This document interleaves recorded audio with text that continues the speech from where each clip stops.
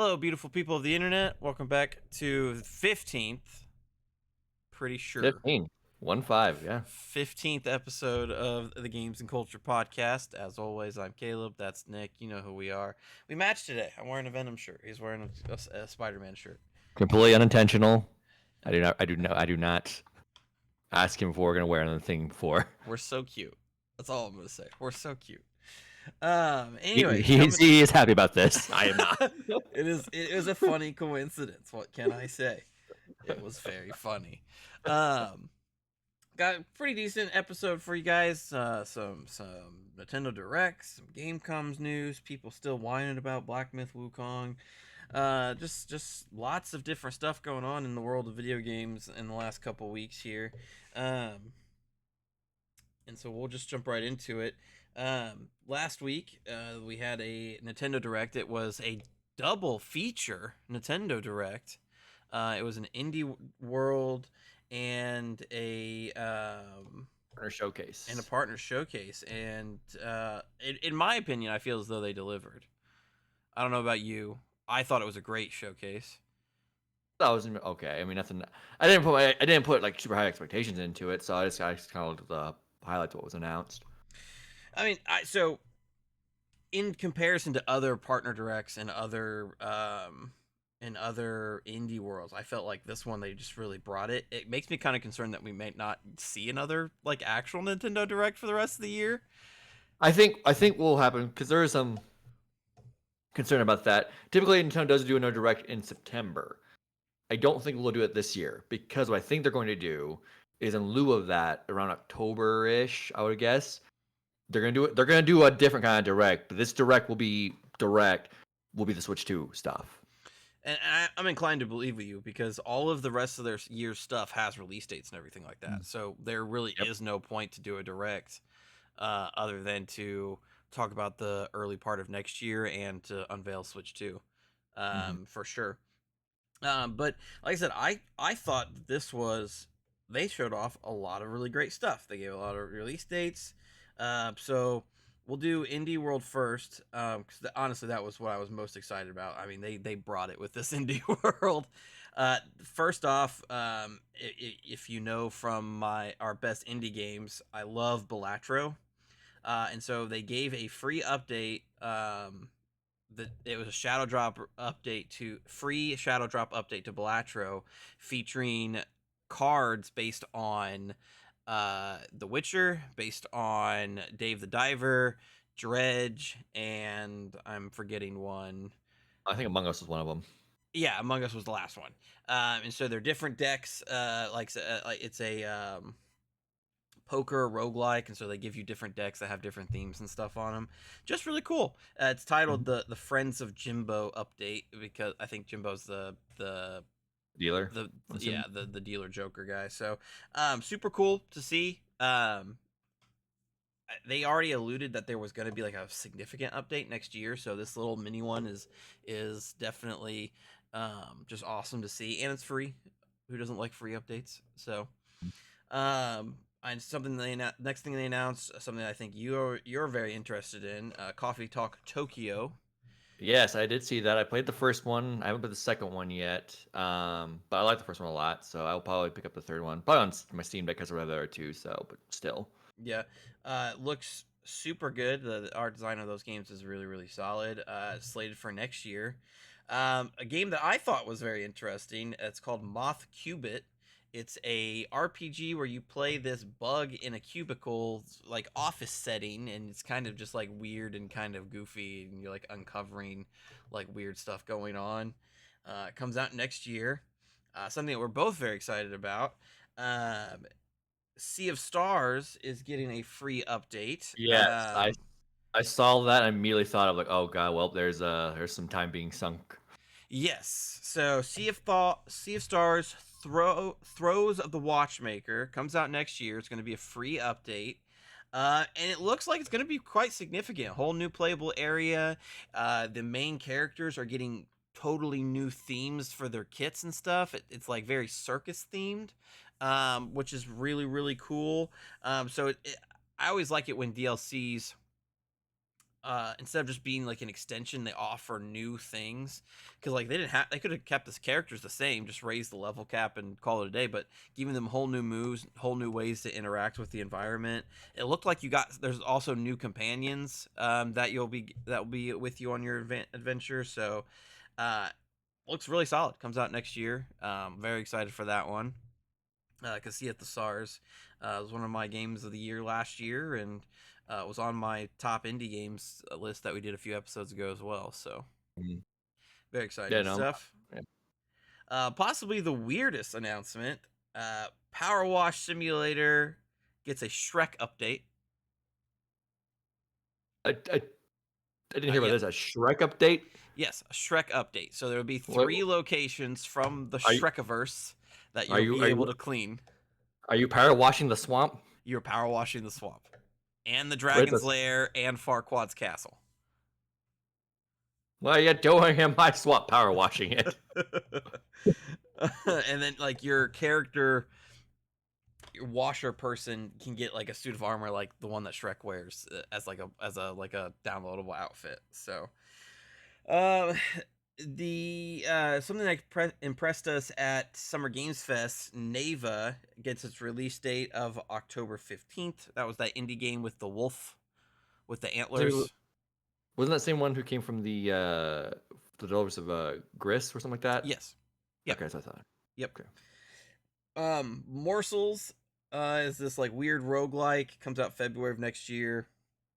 Date Everything, which literally is a dating sim where you date everyday household objects. It's already on PC. It comes to Switch on October 24th. Peglin, which is this roguelike Peggle kind of game. It shadow dropped that same day, so it's out now. Like I said, you're playing Peggle essentially, like launching the balls, hitting the orbs and stuff, but there's like different upgrades that you can get that kind of make it more like a roguelike RPG. Looks pretty interesting. Wobbly Life, December 2024. Pico Park 2 is already out now. It shadow dropped same day. Pico Park is a cooperative puzzle game. Looks hilarious. Europa it's like an RPG that releases in October 11th. Cuisinier is a food-based roguelike game, roguelike RPG. It's already out on PC. Comes out on Switch in January. On Your Tail is a detective game featuring anthropomorphic animals. I think it got announced at a Nintendo Direct earlier this year. It's slated for November, no actual date yet. Metal Slug Tactics was announced earlier, I think late last year actually. It's got a window of fall of this year. Pizza Tower finally comes to the Switch. Can't believe that one took this long. It No, shadow dropped.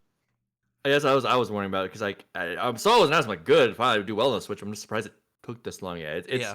it's literally Wario Land. Yeah, it shadow dropped same day of the direct, so it's out now. And then probably the most anticipated indie for me, the Plucky Squire. Looks like it's going to be fantastic. It's like a Zelda-esque clone. It is hitting all platforms I think, except for the Xbox, on September 17th. So that one definitely should be put on your radar because it looks like it's going to be quite good. Lots of people are hyped about it. There's been lots of stories about it. Um, and so yeah, like I said, solid indie world. Like that's solid indie Yeah, world. yeah, Uh moving into the partner showcase, again, I personally think pretty solid. yeah. They started with Tetris Forever, which is just it's a Tetris compilation, like greatest hits compilation. You can play like the Game Boy version, the Super Nintendo version, the Nintendo version, a new version. So it's coming sometime this year. Star Overdrive. This one caught my attention. It looks like Breath of the Wild, but like sci-fi. And you get this like cool hoverboard that you can use to travel around and to use in combat as well. It's coming out sometime next year. Goat Simulator 3 is coming to the Switch. It shadow drops same day. Wahoo! I I've never played the Goat Simulator games. They look weird, but I yeah. mean, it's simulating goat. I mean, would you expect it not to be weird? Yeah, I mean, it's weird because I guess these games are cult classics because at Gamescom, we'll get to in a minute, they announced a remaster of the first Ghost Simulator. So, okay. That's One that I'm personally excited about because I'm playing a lot of their games right now. Legend of Heroes: Trails of the Sky First. It is the first Trails game that they are remaking for modern systems, which is pretty awesome. I have the first one digitally. So it looks like I'll probably wait to play it until this version comes out sometime next year. So that's pretty cool. The first Stalker is coming to Switch. No oh release date given. I thought that's pretty interesting. A continued partnership between Microsoft and Nintendo. Uh, Fucking put Conker's Bad Fur Day on Switch. That's all I'm I asking mean, for. I feel like at this point, and we'll get into it more later because we'll have many thoughts about Microsoft later in the show. Yes. But I feel like Conker's Bad Fur Day making its way to the Switch at this point. It's just a matter of when, not if. Yeah, for sure. Worms Armageddon collection. It's a collection of classic Worms games. Comes out at the end of September on the Switch. Uh, fucking. So THQ Nordic and Embracer Group reviving the SpongeBob games has been a trip down memory lane. They did the Cosmic Shake, which is their first original one last year, and it reviewed well. And so they're making another game, and it's featuring Patrick the Star, which is pretty cool. It's Patrick the Star's game. It comes out October 4th. It looks like it's more of that collectathon platformer, just with Patrick is at the forefront. Pretty Yeah. cool. I was happy to see that. Fitness Boxing 3 comes out December 5th. Capcom Fighting Collection number 2. I know you were excited to see this. Yeah, that was a surprise. You know, I mentioned before that because of Capcom and SNK, kind of had sour relationships, and then they had they came together at Evo, like the artwork and stuff like that, and that led to now Terry being in Street Fighter 6 with Mai. I thought that there's some DLC characters for KOF coming with Street Fighter. It turns out they weren't Street Fighter characters, but whatever. But the fact that this collection has Capcom versus SNK 1 and 2, Mm-hmm. it shows me that they are working very well together. I mean, to do it right off those of the heels when Marvel vs. Capcom collection isn't even out yet. Yeah. That's crazy. Like that tells me that they are. Capcom specifically tells me they're very interested in doing another crossover game with somebody. Yeah, for sure.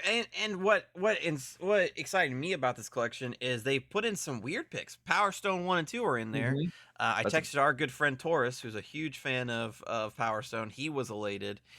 So I mean, even just beyond fighting games, that one's just like a party brawler type thing. So it sounds like the doors are open for a lot more of these collections to kind of come through. So that one released sometime in 2025. They did give Marvel vs. Capcom. Speaking of, the Marvel vs. Capcom collection got a release date of September 12th, not very far away from here. Digitally only. Yeah, Physical will be digitally November. only, physically in November, I believe. Guess I'm buying the game twice. I mean, 'Cause, I mean, that's a game. That's a game that I need it for travel, so I need it digitally. But like, that's also a game that is for a while. Everyone thought MVC2 was gone forever. Like, I need that to be physical. That way, it can never leave me. yes, yeah, for sure, for sure. They announced a new Atelier game. They are like RPG. They're JRPGs featuring alchemy. Atelier Yumiya releases sometime next year. Suikoden 8 HD. I'm very excited about this. Suikoden is a JRPG franchise. Very, very, very cult hit status. Very, very expensive. I'm talking like Suikoden 1 and 2 are like in the $300 range for physical copies because they're so limited. Friend of the show, Jason Schreier, it's one of his like standout games. I just keep hoping I'm making this joke, and then somebody will tweet him and he'll go, "I'm not friends with them," and then it will start a friendship. You know, that's all I want. What you can block for harassment. And you know what? That's gonna be a win as well. But yeah, friend of the show, Jason Schreier, loves the Suikoden games. So them getting the HD treatment 1 and 2, coming in March of next year, super exciting. I am a huge fan of game preservation. Get games on current systems, a huge thing, because that means more people are playing your game, and that means the new life is being given to your game. So, as we've seen with plenty of other franchises, including this next one, Dragon Quest 3 HD, November 14th is the release date. So excited for that one. Cannot wait. Uh, the shadow drop that I bought immediately, Castlevania Dominus Collection. Like I said, it was shadow dropped. It's the second advanced collection, basically, featuring the 3DS Castlevania games, Dawn of Sorrow, Order of Ecclesia, and Portrait of Ruin. Those 3 games are sick as hell. And it's good to have them back. So now I have like all of my childhood Castlevania games in one spot, except for Symphony of the Night. The one Where everyone, the fuck is Symphony of the Night? the big Konami, one. Konami, you just need to re-release this game on modern systems, please. Don't touch the visuals. Just, maybe like remaster the music so it sounds a little bit cleaner, and then just put it out. I'll pay you $50 for it. Like, come on. Or even better yet, give me a fucking like HD treatment. Whatever. Just don't do too much to it. You fucking Konami bastards. Civilization 7 coming to Switch, February 11th release day on that one. Another one that I'm very excited for, because apparently us JRPG fans just eating good all the time, every day. Tales of Grace's Tales of Grace's FHD. It was a Tales of game that came out on the PSP. It is getting remastered. It's going to hit all systems on January 17th. Very, very excited. I finished Marvel's Midnight Suns, and so I'm finishing Paper Mario, and then I'm planning on finishing Tales of Arise. So that's I've been waiting for this. I've been waiting for this Paper Mario review for a while now. Go play Marvel Midnight Suns. It's good. It's really good. Nobody bought it because it was a strategy game, but it's like really good. Okay. Me and Ileana, who's Magic, are like best friends, and me and Peter Parker are best friends. It's I know nice. you. I know you wish you and Peter Parker were best friends. My wildest dreams. The My Sims games make a weird return. My Sims were big on the Wii era. The My Sims Cozy Bundle features 2 games, comes out in November. Seems weird that they just don't put Sims 4 on Switch, because that'll make them fuck tons of money. There's a weird game that's coming back that I'll talk about later because it wasn't part of the direct, but I do want to highlight it. Okay. Five Nights at Freddy's Help 1 and 2 coming to Switch in holiday of 2024. The Ruin DLC for Security Breach also coming holiday 2024. Those games are huge on Switch. They just need a little extra time to get them working right. Epic Mickey Rebrushed. That game's been everywhere. It just got briefly shown off here. Release date of September 24th. It's excited to see that game come back. Yeah. Mm-hmm. It's really good. Kind of a hidden gem on the Wii. It's weird to say. That game got tons of press when it first came out, but then like it's a cult classic. Disappeared off the face of the planet. Yeah, they made a sequel. Yeah, but it's a cult classic. Yeah. Tales of the Shire. It's a Lord of the Rings farming sim-esque game. That was holiday. They showed it before the last direct, but they showed it right before Ace Attorney, and so we just kind of forgot about it. Yeah. Well, I feel no sympathy. Just Dance 2025. We're still going. It comes out on October 15th. Funko Fusion, that weird third-person Funko-based shooter, comes out holiday of this year. No actual date. EAFC, me and Nick's favorite game of all time, September 27th. They showed off Lego Horizon at a Nintendo Direct. Again. It comes out this holiday. No actual date given just yet. They announced a new Rune Factory. I know those games have a pretty cult fan base. They're like farming sim meets RPG. Rune Factory Guardians of Azuma comes out sometime next year. And then the one more thing for this direct was the announcement of Yakuza Kiwami coming to Switch on October 24th. Yakuza Kiwami is the remastered version of the first Yakuza game. And it's really cool to see it coming to other platforms. What this tells me is that Sega realizes how successful the Switch is after putting all of the Persona games and Sonic games. And so they're like, well, what if we put all of our games on the Switch? Well, the only question is because, Sonic and Persona don't... Well, Persona, no, shouldn't, because Persona uses a specific art style. Like Sonic Frontiers, I don't run that well on the Switch. And that's my concern is will the Yakuza games run that well on the Switch? I mean, so even though they are action RPGs, as long as it's a stable 30 frames per second, I think it'll be fine. Because Yeah, I mean, you're not running as fast as Sonic does. no. So I think ultimately it'll There, be fine. there's a lot of because the map for most of the Yakuza games is similar, especially for the Kiryu era.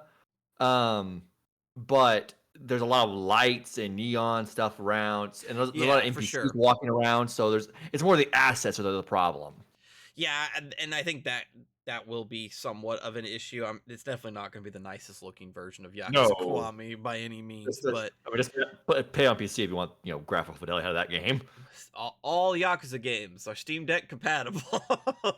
True. I don't think 6 is, but that's a different story. 6 is not, but I've read that it runs fine. Okay, Yeah, but so still, I mean, those games are better on normal platforms, but yeah, I just hope they'll run well but on the Switch. still cool. Yeah. I am huge fan of the Yakuza games. I cherish them for what they are. They are just really interesting case studies of games, and for them to be blossoming right now, because apparently we're getting an announcement of like this is very small news. Apparently, sometime in the next month or so, we're getting an announcement of the next Yakuza game, like at the end of Wow. September. Yeah, I read It just came something that, out. but they crank those things out, dude. They True, but crank them damn. out. Damn. So, and there's just like with Yakuza, the Man with No Name. There's some the stuff that hasn't been released here in the West before too. Mm. So apparently, we're getting another announcement on the next Yakuza game sometime at the end of this month. So Yakuza just needs to be everywhere because they're so good and they deserve all of the praise in the world. Go play Infinite Wealth, still currently top of my list for Game of the Year this year. So, um, fantastic. But yeah, those were the Indie World and Partner Showcase. Like I said, double header, and I think it was like solid. Like Solid, definitely. I think I the best Partner Showcase in Indie World that they've done for sure.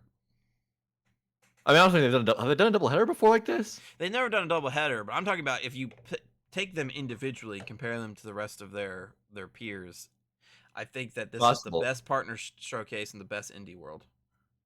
I don't know if I'm gonna go partner because there was one of them. There was one showcase I think they did both Nier Automata and Persona 5 in, which like that's just Yeah, but those games we've already played at But that point. to be fair, same thing with some of these other games. I mean, But true, but here we go. It's possible it could be yeah, the best one. I mean, it's very subjective. different opinions, but yeah, super solid all around. Um, super solid all around. Coming on, I guess they saw Gamescom and were like, we want it, we want in. But moving on to Gamescom. Gamescom happened, Cologne, Germany. It's the halfway mark for Jeff Keighley between Summer Games Fest and and the Game Awards. Um, so I mean, There's some it's so weird that he has like all these events on lockdown. It's like what he made a deal with the devil somewhere. But there were some big announcements that came out at Gamescom. They showed off next year's Game of the Year, Monster Hunter Wilds, and apparently they had a playable demo on the if floor. GTA 6 doesn't release. I'm sorry. If GTA 6 doesn't release next year. It will still be my Game of the Year next year. It'll still be my Game of the Year next year. They showed off some previously announced gameplay for like Infinity Nikki and some other stuff. But the biggest announcements, like I said, Goat Simulator Remastered, biggest announcement. The biggest announcement of the showcase, new Mafia game in the works from 2K. Yeah. Mafia: The Old Country. Looks like that's going to be pretty cool. The Mafia games, are kind of like a GTA clone featuring like historically Mafia. accurate Mafia stuff. Um, I think it's cool that they're actually going to Italy, and it's like early Mafia stuff. So there's there's really not a game like that. No. So I think I think that's gonna be pretty good. They announced a new Dying Light the Beast. Uh, Dying Light games definitely have their fan base. Me personally, I'm not a huge fan of them. I played the first one. I didn't really play the second one. But cool that they're gonna get another entry. That's really really cool. Because I think there was some like trouble with Techland, like maybe around like being acquired or something last year. I vaguely remember something, but still cool that they're getting another game there.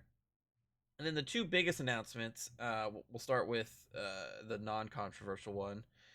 Borderlands 4 officially announced at Gamescom, mere weeks after Borderlands flopped at the box office. Literally, in case of emergency, break glass. They went, announce the game. Announce the game. Give me like, so you for the movie, please. There's some theories going around that the villain will be some like multiversal version of Handsome Jack, which I'm like, okay. I mean, that's literally in case of emergency, break this for villain. Like, if they're going back Yeah. to Handsome Jack, you can definitely tell this trailer was a knee jerk reaction to the movie because there's no voiceover in it, there's no gameplay. It was just like a bunch of like loud noises and then the Borderlands 4 like logo. I mean, to be fair, it is Borderlands, just a bunch of loud noises I mean, you're not sometimes. wrong. You're not wrong. But the fact that there's no voiceover, no gameplay, nothing like that, very evident that this was like a oh shit. um, so I wonder if we'll get an actual trailer at the Game Game Awards. Awards. Yeah, It's possible. I could so I see wonder that. if that's when they actually wanted to Announce it. announce it. It's possible. Because Definitely possible. my headcanon is all of the games saw a very noticeable increase in player count because people are like, I would rather do the good Borderlands things, not the bad Borderlands things. So I think they wanted to further that hype a little bit by announcing the game prematurely because they want the sour taste of the movie out of people's mouths completely. When you're That's playing fair. Borderlands 3, you should be thinking about Borderlands 4, not Borderlands the movie, is what they wanted, I think. Yeah. And so yeah, fucking hilarious that they announced Borderlands 4. Yeah. And the fact that it wasn't the one more thing announcement definitely tells me that the higher ups at 2K and Gearbox were like, "Can you fit us in? For the love of God, can you fit us in? It's like a minute and a half trailer. Fit us in." There's a couple more things I want to Oh, go ahead. go over before the one more thing. Yeah. Marvel Rivals got its release date, December Oh 6th. yeah, that's right. Yeah. I mean, Very game looks. exciting. They showed off Captain America and Winter Soldier. Finally, we get Cap in the game. I cannot stress this enough. I'm very excited about this game. No, I'm excited too. I mean, the fact that they announced that off rip that every character now and beyond will be free to play. You know, and now Overwatch 2 has gone back to that formula, but they should have never left it from the first place. Yes. Yeah, I'm very excited. It looks like the team that's behind this game is looking at OG Overwatch's success and just trying to replicate that. Um but instead of loot boxes just putting in a battle pass, but really, I mean the game's DNA straight up is just Overwatch. Um it just straight up is Overwatch. So I played the alpha. I didn't get into the beta, unfortunately, but I did play the alpha, and it was a lot of fun. It felt like classic Overwatch with Marvel characters. Um, does it have crossplay? I don't think I ever saw a crossplay announcement. I think, I would imagine it would though. yeah. I mean, I haven't seen anything about that. if they get in crossplay and just stay on course on the path that they've created, this game is going to be wildly successful. It's Marvel property, and I mean they've only scratched they've only scratched the surface with characters that they're putting in. I mean Venom's in now. He looks busted as fuck, and I'm excited about that because he's a tank, which means I'm just going to be playing Venom. But I mean, like they've only scratched the surface. I don't think Wolverine's in it yet. Nope.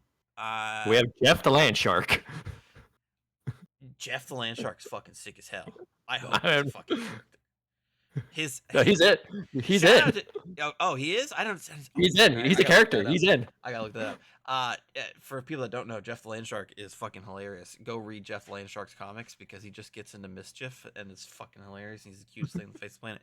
Anyways, like Daredevil's not in it, Elektra's not in it. Tons of the X-Men aren't in it.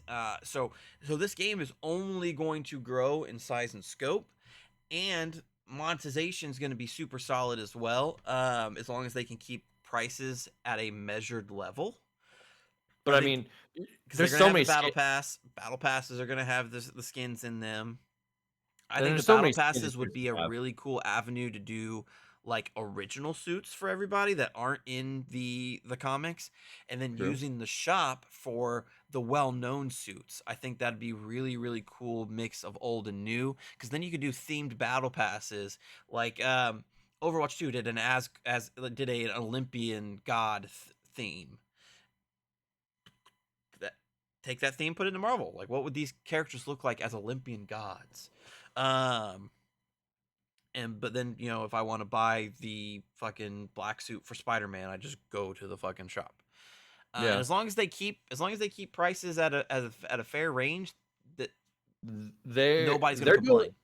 No, they're trying to move into a very crowded space, but they're making every right move they can to make sure they have a space in that crowded spot. They're imposing themselves in there. As we'll talk about later in the show, hero shooters are not going to be successful every single time. You do have to make the appropriate moves, and I agree. I think I think that they are making the appropriate moves. Now, we won't know for sure monetization stuff until we get into the actual game, but I mean, if I can buy a new suit for Spider-Man for $10, and I can buy a battle pass for $10 and earn enough credits to buy the next battle pass, I will keep playing your game, and I will go back to buy a new skin for Spider-Man if you give him one. Because $10 is nothing. I have over 600 skins in League of Legends because $10 is nothing. Well, $12 now. $12 now. But like, that's the problem with the fucking collaboration stuff for Overwatch. It's just so expensive. They did, credit to Overwatch 2, they did an awesome collaboration with Transformers this summer. The skins looked great. I'm not paying $30 for an Optimus Prime skin for Reinhardt. Yeah, I mean, That's same thing. $30. I love Cowboy Bebop and the Ash skin with Faye where it looks fantastic. I'm not paying $25 to $30 for. Nope. It's just too much.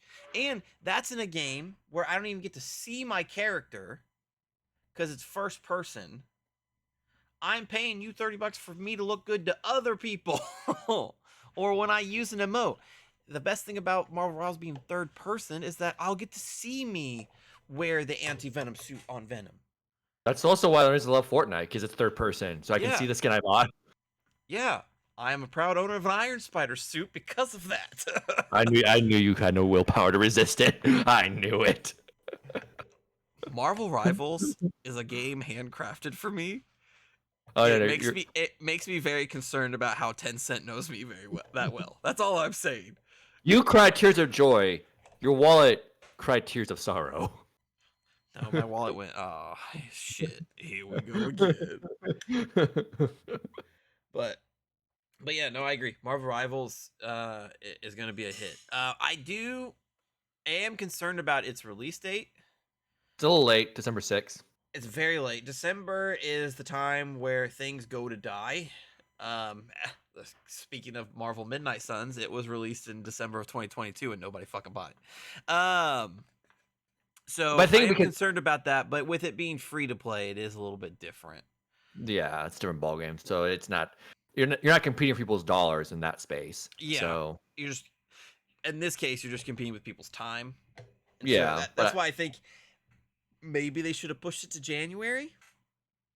Maybe, but I mean, they made it since it's free to play and it has the Marvel name, they should be okay. I think they'll be okay. I certainly will be there day one. So the other thing I wanted to cover, They announced the release date for Fatal Fury: City of the Wolves, Yes. April 24th, I think.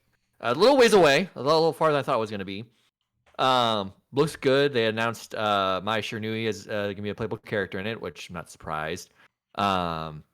The big thing I thought was a big announcement of the game is it will be $60 instead of 70, as compared to most games are nowadays. And the first season pass is included with the purchase of the game. Which is super cool. Mm-hmm. Super cool. I think SNK realizes that this isn't a household name. No, So SNK games are they're not typically do what Project L does, where it's trying to do, which trying to appeal to wide. They kind of know this is for a Pacific or harder core audience, and yeah. they're just going to appeal to them, which is fine. But I mean, it's still such a crowded space, especially after Street Fighter 6 and Tekken 8. And with Project L on the horizon, so I think this is just goodwill of like you should check us out now too.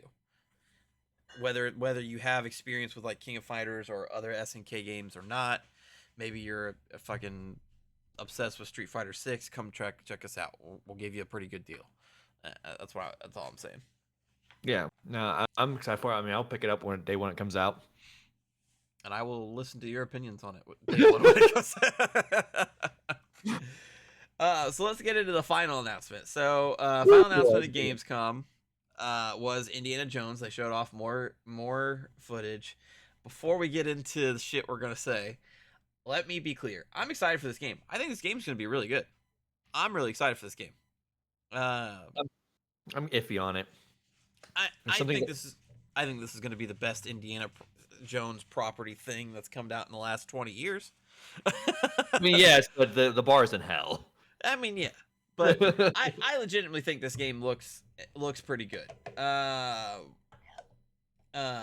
Troy Baker voices Indiana Jones. I think he's doing a really good job.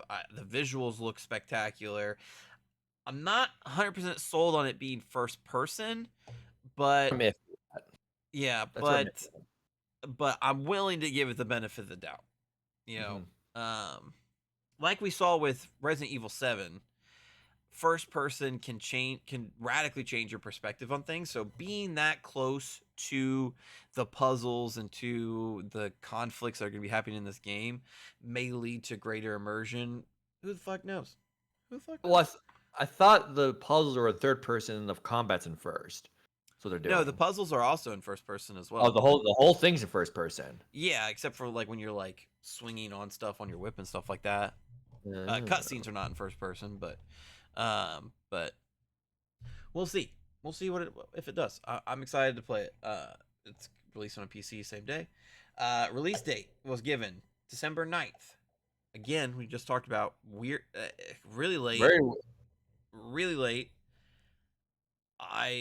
I'm always concerned when I see a December release date because people just don't buy games in December. True. I mean, certain games have gotten away with it before, like Smash Brothers released in December, and yes, Smash Bros. You can't even see my hand. Indiana Jones. I mean, you're right. I'm just saying. In terms of appeal, Marvel Midnight Suns, Marvel property, but kind of a fringe idea, didn't sell. Avatar, something of Pandora didn't sell. There's lots of evidence that shows that December is not a really great release date. No, I think where Microsoft's probably thinking the alleviation coming is similar to Marvel Rivals, Game Pass. Yeah, it's like looking for sales there anyway. But well, they are looking for sales. They are looking for sales. So they showed it off. They give its release date. They show December 9th. They show Steam, Xbox logos, and then Jeff Keighley goes, "But there's one more thing," and then a PlayStation logo pops up with a release date. And so 25. It is coming to PS5, the Indiana Jones game, made by Bethesda. Previously thought to be a Xbox exclusive, is coming to PS5 sometime early next year. Much to not any surprise of Nick and I. Yeah, I'm surprised it's coming that quickly. I'm not at all. I thought I knew we're both aware that they are transitioning to third party. Yes. Um, the only question is, I mean, at this point, I feel like just rip the damn Band-Aid off. Yeah. But I thought there'd be at least a 6-month window, at least. This is saying, no, we're talking maybe 3 months of exclusivity. 3 or 4, probably. Yeah. Yeah. Because So all that said, if I'm a betting man, March is the go-to month. So 3 months. if I'm a betting man, it'd probably be March. The only reason I said at this point, because it's that close, why it's not day and date is because there's probably like during the transition when they're like, okay, it's gonna be exclusive. They stopped developing the PS5 port, and then they went, okay, no, it's not gonna be exclusive. They had to restart it. So just because of that, that Yeah. delayed the port. But if it was ready to go, it'd be day and date. Yeah, for sure. I agree. So I want to put on my little tinfoil hat speculative thing. So we just talked about the December release date. And if they think that it's going to come out early next year for PS5, why wouldn't they just release it same day next for all systems next year? I wonder if they know they're not going to get a lot of people to buy this game at launch. I I mean, wonder if they know that the PlayStation is going to be where most people buy this game. yeah, I mean, obviously it's not gonna sell well on Xbox because lower install base and it's gonna be on Game Pass. PC is a big question just because of it has PC Game Pass, but how many of the two are going to go over to that and just not get on Steam? Whereas PlayStation, the only place if you want to play on PlayStation, the only thing you do is just buy it outright. So I don't know who's going to win that in the PC PlayStation argument, but we know Xbox will lose that thing. And as I said, I think maybe they didn't delay just because they can get the game out the door. Yeah. It's ready to go sooner, and they can get some Steam sales and some Game Pass subscriptions either sustained or at least bought into a little bit in around that time period. Well, and so doubling back to the point of ripping off the Band-Aid. So we have this different tiers now. So we have games that are still exclusive, like Avowed. We have games that are releasing on PlayStation day and date, like the next Doom game. And now we have Indiana Jones, which is essentially a very, very it's a timed exclusive, just not for the usual timed exclusive amounts. So yeah, it leads to a lot of confusion as to what's going on. You know, this also tells me Blade will release day and date. Oh, for sure. There's no way this For won't. sure. Because the Marvel install base is already on PlayStation. Mm-hmm. My There was a Spider-Man PS5 is sitting right here. I'm there, here. there was when the Insomniac leak, there was like a slideshow about the numbers Marvel wants for you to make your license deals with them to basically keep it exclusive or else do this and we won't be able to keep it exclusive. And the number is like I think the numbers for like Spider-Man 2 or something like that was like 6 million copies sold in 2 years, which is like they already That's did that in like 6 months. nothing. Nothing. I don't think Xbox can hit that number. No, And so and they're I probably like know Xbox can't hit that number because they've trained their fan bases not to buy. not to buy, but also, you know, working in video game retail as long as you and I have, we saw the Xbox players come through. You have a game like Elden Ring, for instance. I think that's a pretty applicable uh, title here. It is an action RPG made by a Japanese studio, and we probably got in like 10 copies on Xbox and 100 copies on PlayStation. Oh yeah, those mini games Because it was like 10-1 ratio. yeah, It was ridiculous. because Xbox players don't play RPGs. And I know there are Xbox players out there that play RPGs because I know that there were people that were excited when Persona got brought over to Xbox. There's But not why do enough you of you think though. yeah, there's not enough of you. Why do you think that game was on PlayStation as an exclusive for so long? It's They're because the fan base, those games do not sell. And even further that, Rise of the Tomb Raider. It released on Xbox in 2015, the same week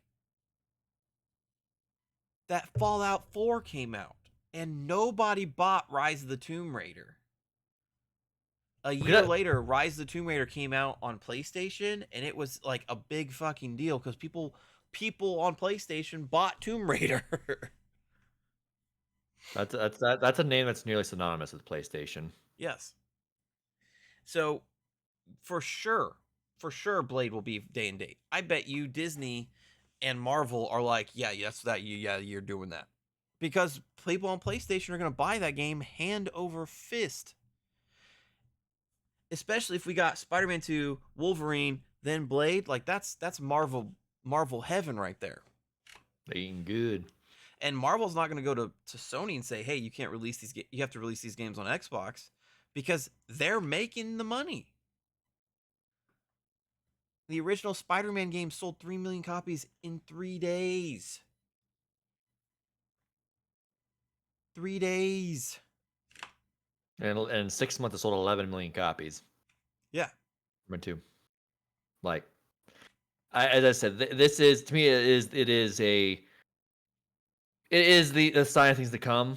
They are. I said, just rip the band. I wish, and I'm not the only thing. There's a lot. I think Jason Schreier even said the same thing. Just rip the Band-Aid off. Yeah. Like, we know what you're doing. We see what you're doing. Just rip the Band-Aid off and do it. Just tell us the definitive plan. Just tell us the definitive plan. It's like if the definitive plan is all Bethesda games will be third party and all Microsoft owned studios will be first party, that tells us everything that we need to know. Yeah. And honestly, that makes sense because Bethesda was a third party. Yeah. Yeah. So if you're telling me that all Activision, all Bethesda third party, Microsoft Studios first party. Okay. And that tells your consumers that if I want to play Halo, I better get an Xbox or a PC. Mm-hmm. But if I have a PlayStation 5 and Avowed's going to come to PS5, cool. I'm betting it will. Yeah, it definitely will. That game is not going to sell well. It even got delayed. Like they know. It's locked to 30 FPS again too. Like they know. Like this is Redfall all over again.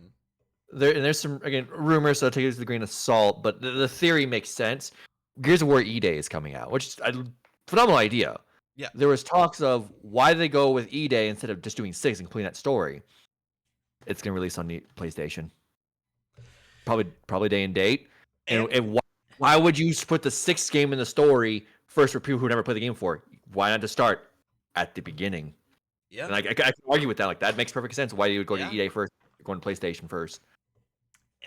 But even still though, that leads to further confusion because like Gears of War has been one of their workhorse franchises. So like that's why the call to Microsoft to just rip the Band-Aid off tells exactly what their plans are. Because obviously Phil Spencer, Sarah Bond, Matt Booty don't know what they're talking about because they said only these 4 games were gonna be brought to PlayStation. And then Sea of Thieves sold 1 million copies and then fucking Sat Nadella was like, no, you don't know what you're talking about. they try to word manipulate around it with just these four games when like everyone was not they knew people were not asking the question about just those 4. Like okay, well, but after those 4, and Indiana Jones being announced this soon that it's gonna be the next up, they knew already. They already knew it. There's no way that you cannot get that far along a port job in just 6 months. Sea of Thieves being a top seller on PlayStation was just the confirmation they needed to be like, yep, that's our plan. Mm-hmm. There was rumors of a game like I didn't think it was gonna be Indiana Jones announced. I thought it was gonna be Forza Horizon 5, which again, that's still been another big workhorse for them because Forza, there's nothing like. I understand I'm not putting motorsport because Gran Turismo already exists on PlayStation. That's just the same game. Horizon though is different from Gran Turismo. There's nothing like that. It's open world. You can just drive anywhere. You're not confined to tracks or anything like that. You can drive anywhere. But still, if that would have made its way over, another big one. Especially in like an off year where there's not a new Gran Turismo, like you're gonna get Gran Turismo buyers to buy Forza. At this point, I agree. They just need to rip the Band-Aid off. They need to tell us the plan. If you're gonna go, and also not just for because I don't own an Xbox Series X or S. Nor do either of us. But so it really doesn't matter for ours. But there are people who are invested in this experience. Do it for them. Just let them know that if But you're. see, that's the exact reason why they're not going to. They want to string these people along. They Yep. want to string them along. Yeah. I feel bad for Microsoft's them. not your friend. For all of the Xbox fans out there, Phil Spencer is not your friend. He's not looking out for you. He's looking out for what his company and his bottom line. And he may be like that cool teacher you had in high school that turns his chair around and sits in front of you and says, let's rap, kids, but like he's not. They are not telling the plan because they want to string you Xbox fans along. They don't want you going out and buying a PS5 today because Avowed gets announced for PS5. They want you to keep your Xbox, to keep your Game Pass subscription, and then they're going to pull the rug out from underneath you when they do put the game on another platform. So, to all those Xbox fans out there that want to play Spider-Man or God of War, just go get yourself a PS5. I'll do it for you right now. Xbox is going to put their games on PlayStation. It may not be all of them, but a lot of their heavy hitters are going over to PlayStation. You think Elder Scrolls 6 isn't going to be on PlayStation? That's day and date now. It's day and date now. There's no question about Guarantee it. you that is day and date. When you spend $69 billion on something, you need to recoup your losses. Xbox, as it stands right now, will never make that money back up. And that's why Microsoft has gotten involved in saying, we know how to make that money back up. It's releasing your games on PlayStation. And as I've said before, this just brings the Xbox division in line with the rest of the company. Microsoft, I mean, we both have PCs. Is there a specific part in our PC that's made by Microsoft themselves, hardware-wise? There is no part in my PC that is made by Microsoft. Nope, they don't make hardware. They make software because we're Yes. both running Windows. And that's where Microsoft gets its money. Yep. So them doing that just brings the philosophy of Microsoft into Xbox. Just put your stuff everywhere. If it can run it, run it. Great. You don't need to worry about the hardware. Well, however, people do that for us. Yeah. I mean, essentially, yeah. And I think that's the best move. If you have now, you are now, if you decide to go third party, you are now the largest third party publisher. De facto. There's so many, you have so much. De facto, yeah. It wouldn't be a contest. It's not even a contest. So the way you make that $70 billion back up is to be the largest publisher. Put your games out there. Honestly speaking, Xbox fans, let us know in the comments. If they released a new Crash Bandicoot right now on Xbox, exclusive, would you buy it? The answer is probably no. And that's why Activision made the decision in 2017 to put the Crash Bandicoot Insane Trilogy as a PlayStation exclusive. It was exclusive. Remember that? Okay. It was exclusive. I don't recall. It was exclusive. It didn't come to Xbox until 2019, 2020. Oh. Yeah. Wow. Okay. It was exclusive. June of 2017. And then the Crash 2 years later in 2019, the Crash Team Racing was also PlayStation exclusive. And I'm pretty sure Spyro was also PlayStation exclusive. Well, I'm not 100% sure on those, but still, it's because these publishers have ample data for the games that they're selling and what platform they're selling on, and it's not Xbox. That's why you see all of these indie companies not releasing their game on Xbox. That's why you see all these big companies not releasing their games on Xbox.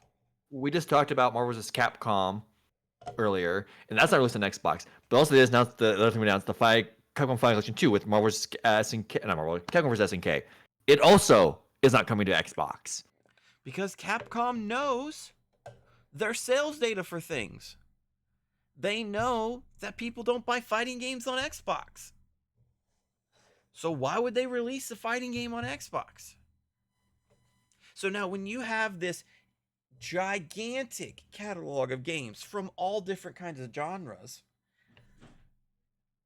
and you're just throwing them on Xbox without any recognition of the fact that not every genre sells on Xbox. RPGs don't sell on Xbox. Platformers do not sell on Xbox. Fighting games do not sell on Xbox. I mean, in our fighting we were talking about, like, at this point, I'm curious, when is Killer Instinct coming to PlayStation? Because at this point, like, fighting games don't sell on Xbox. They do on PlayStation, very much so. Like it's easy cash. I tell you right now, Mike, you put Killer Instinct on PlayStation, I'm buying it immediately. Straight up, buying it immediately. Because Nick, from the fighting game community, when you go to your fighting game tournaments and stuff, how many Xboxes are there? I found one Series S in the corner. How many PlayStations? I lost count. Because they're all PlayStations, right? I mean, I was kind of weirded out that I saw a Series S in the corner. Like that was the first time I saw one in like a long time. But PlayStation, it's like dominated by PlayStation. Like I see maybe an Xbox every once for a few months, kind of raise my eyebrow at it. I see a PC maybe once or twice, every once or 2 months. But they're just so big and cumbersome. It's like, PlayStation's, yeah, the PS5 is kind of big, but it's a console. It's easy to transport. Yeah, I'm not carrying my PC anywhere. Fuck that. No, I totally understand why people want to do that with their PCs. Like PC's number 2 in fighting games. PlayStation's number 1, but it's not because I'm afraid to transport. It just weighs 50 pounds, and I like, no, yeah, exactly. It's no, it's too big, but that's understandable. So that's why PlayStation's number 1 because it's transportable. But yeah. Still, that means put Killer Instinct on PlayStation. Money. You might get into Evo. I mean, it's older, so maybe not. But that I wouldn't doubt because Evo does the throwback, games now. And getting Xboxes might be a pain in the ass because since Evo's run by Sony now, getting PlayStation's probably not that hard at all. But Xbox may be a little trickier. You put it on PlayStation, yeah, we're good to go. But I mean, that's just to say, like, Xbox has created this problem for themselves. They do really well with racing games and shooting games and sports games. Not anything else. And so, yeah, and that controversy, I mean, that mentality is just exasperated by a very like it's from game developers big and small, right? A indie, Notria, the last song, coming out on September 19th. Guess what platform is being missed? Xbox. They said in an announcement, unfortunately at this time we have to announce an indefinite delay of the Xbox version. We understand how disappointing this news is to the Xbox community. I'm quoting developer Jamma Games here. Unfortunately, despite our best efforts and the hard work of our dedicated team, we've encountered challenges that have delayed our release on the Xbox platform. We want to emphasize that this decision is not a decision we've made lightly. So not only do you just not have a good platform for those genres, when they do try to put their game on Xbox, guess what gets in the way? The Series S. Because it has to be parity. Has to be parity between the two systems. Last year's biggest game, probably the biggest game of all time, Baldur's Gate 3, did not release on Xbox the same day as it released on PlayStation because they physically couldn't get the game's multiplayer working on Series S. Larian Studios has been very outward about that. And only when Xbox said, okay, we don't have to have parity on this one because it's the biggest hit of the year, were they able to release it on Xbox a full 5 months after it released on PlayStation. I mean, and doing this over and over again with Baldur's Gate, granted, this is a small indie title, so sure, it won't crazy, but these stories keep happening. Like, eventually, you're going to create more of a thing where I'm just going to, games are skipping my console, this Xbox, I'm just going to go to their platform where they're going to get skipped. Because it happened. Again, funnily enough, we keep shitting on Suicide Squad, but a dev from the Suicide Squad dev team called the Series S annoying to optimize for. And it didn't release day and date, but they're just saying it was frustrating to do this thing. Yeah. And then Black Myth Wukong, which just sold 10 million copies. A ton of copies. Similar position to Baldur's Gate 3. This is the biggest game of the year so far. It's not parody to say that. Is not on Xbox. It released on PlayStation and Steam. For 2 reasons. One, full stop. It's not because PlayStation had an exclusivity deal or anything. That's not true. It's not been proven. GameSide said it. GameSide plainly said it. Yeah. Yes, but I Talk mean, PlayStation. even from a business perspective, it didn't release on Xbox because this game was made with Chinese gamers in mind first. Guess They're what heavy platform? piece Yeah, guess PC. what platforms they have in China? PlayStations and PCs. Xboxes. Correct me if I'm wrong. I, I'm pretty sure they I, can't sell Xboxes in China. yeah, and there might be more going on more than just games. Like Sony, Nintendo is in China, but because of Microsoft's being a U.S. company, there might be some issues there. So Yeah, I don't think Xbox is in China. yeah, and Xbox hardly gets sold in Europe. Xbox is an American brand. Xbox players are American widely, and even in America, it's PlayStation is still sold more. So from a business perspective, why would you put it on Xbox? Secondly, Game Science wants to put it on Xbox, and they can't. So it was reported from um, it reported at GameStop from some Xbox insiders and developers that Black Myth Wukong on Xbox is suffering from a bug known as a memory leak, which is causing significant crashes. So because of that, Xbox can't clear the game for release because of the bug detections, and so that's why it's not released yet on Xbox. And I guarantee you, it's because of the Series S. Look at Series S. I said this. As I said in our last episode, Sony's being a little. I don't think they're being as cocky as they were with the PS3, but they are a little, complacent now, a little bit. But I can't blame them for it because they're not becoming complacent because of their own, they're not getting high on their own supply. They're getting complacent because their opponent just can't stop stepping on rakes, Yeah, and they just continue stepping on rakes. it's Like crazy. it's insanity. And what makes me really concerned is the series has these problems. What if they get a phone call from Rockstar about the Series S? What are they gonna Oh, do then? for sure. I If GTA 6 is the game that we all think it is, I don't see how it possibly can run on the Series S. The Series S has as much power as the freaking Xbox One X. And if that game's not going to release on the Xbox One, then there's no way the Series S can play it. It's a little bit stronger because it has an SSD versus the hard drive, but and there's a couple more things, but it ain't much more powerful than One X. But regardless, like there's a lot of things GTA 6 is going to attempt to do with GTA 6, and what one or two things is going to happen. Either they'll say we can keep trying to get it on Series S, and you can bar us from releasing the game if we can't get the Series X version ready. Can't get the Series X version ready. That means Sony gets PS5 exclusivity for free. Yeah, de facto. You, De facto. do you want And that? and because it's not releasing on PC the same day, a move that I still think is absolutely insane. It's That Rockstar. means They've done that that. PlayStation is de facto the only platform, Do you really like want true that? exclusive, That's insane. not just And console exclusive, exclusive. do, do you? I mean, again, do you want PlayStation to have that for free? Like, you're gonna if they get a phone call saying it's either Series X gets it exclusivity, well, it gets it exclusive compared to Series S, where you just don't get the game at all for a while. I mean, They but need could it. you imagine the fallout of that? Because It's all, you've set up this console parity bullshit, right?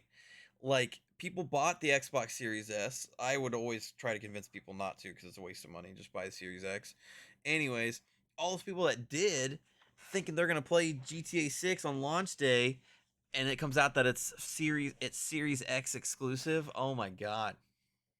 way it's a shit show. Like if it becomes PlayStation only exclusive, and it comes out, because there's no way. Oh, Sony cannot afford to make exclusivity deals for GTA 6. No one can No, do that. no.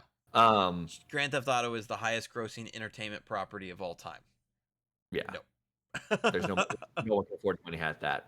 Um, that if they just get de facto exclusivity because the Series S blocked it from boosting Xbox at all, or the fact that they have to break the exclusive, the parity clause and just release a Series X only. It's a shitstorm either way. They have to hope to God Rockstar gets that thing working on Series S, Yeah. which at this I, rate, if I was Xbox, I'd be I'd sending be over sweat. experts over there. I'd be sweating because you do Yeah. not want that game to be that to happen in the story. That's If that's DEFCON 1 if that story happens with GTA 6. oh yeah, for sure. I mean, that's game over. Honestly, if that happens, I would say that there's no such thing as an Xbox console. Xbox will completely turn into a publisher. Like that's like the worst. I mean, right now they're missing out on the biggest game of the year. I mean, Twice in a row. 2 yeah, years in a row. 2 years in a row, 2 years in a row. Because by the time that Baldur's Gate 3 came to Xbox, the hype had already died down. The people that were playing it, and I'm sure that they probably didn't sell too many copies on Xbox just in general, because CRPGs are a fucking niche genre, anyways. Let alone on a console that doesn't sell regular RPGs.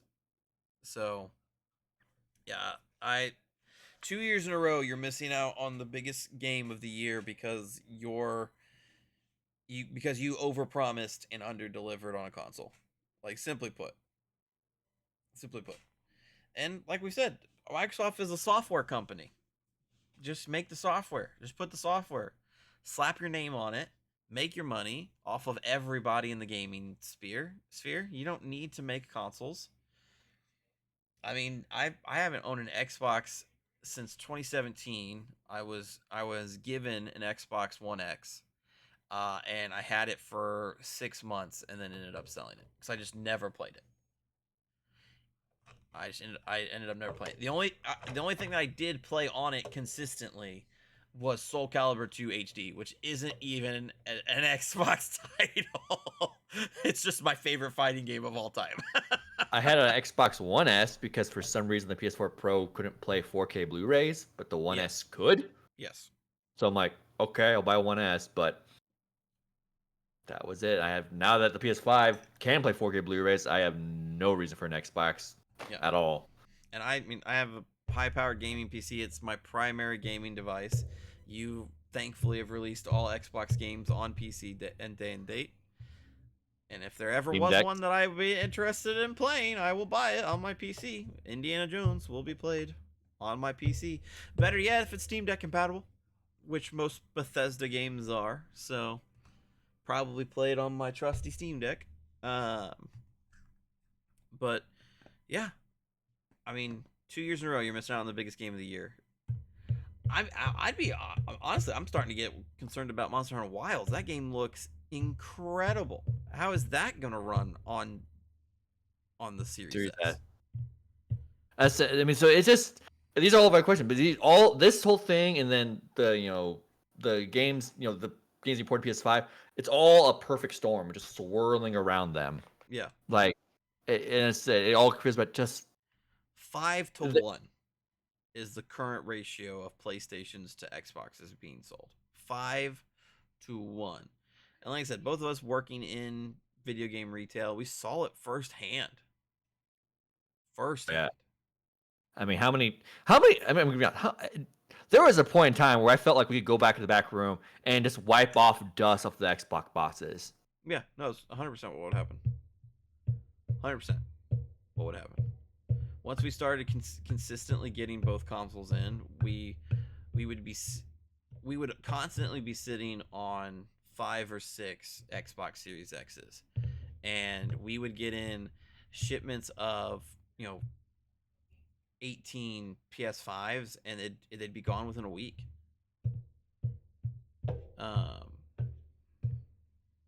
So I don't know what's going on at Xbox or Microsoft, but even just from a financial standpoint, how can you look at these numbers and go, yeah, it's fine? As I said, it feeds back into I think they want to try and slowly rip off the Band-Aid, but it's like, just stop slowly ripping it off. Just rip it off. Console sales last year were down 42%. That's not insignificant. Especially on the fact that is huge. Especially on the fact of, in proper context, it was down from a previous down. Yes. It wasn't like, again, Sony went up like sky high and then went down after coming back. They're coming back down to earth. Understandable. This was, you hit a tree branch and then you hit another tree branch on the way down. Like Like, it's time to rip the Band-Aid off. I mean, if you're saying everything will be multi-platform except for Halo, cool. If you're saying everything will be multi-platform, cool. If you're saying only Bethesda and Activision stuff will multi-platform, cool. Just let your poor Xbox players know.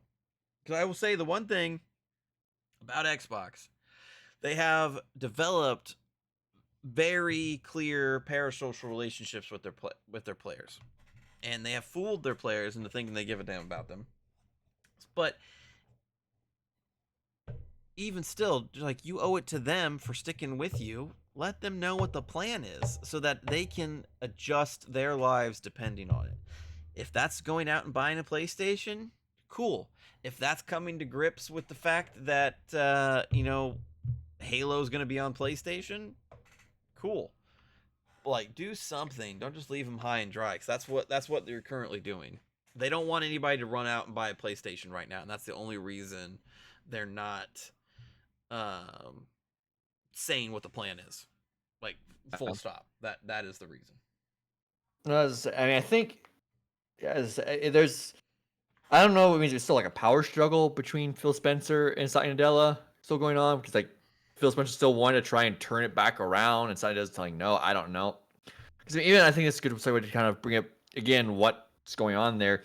Is PAX is this past weekend, and Phil Spencer said there, I've made some of the worst game choice decisions, specifying that he had opportunity for exclusivities around Destiny and Guitar Hero and passed on them both.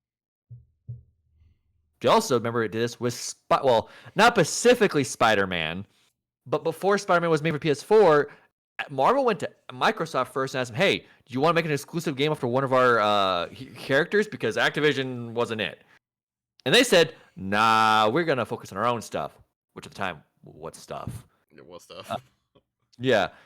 The Marvel went to Sony. Oh, Marvel kind of went, okay, weird. Hey, Sony, you want to make a character, a game about a character? And someone, yeah?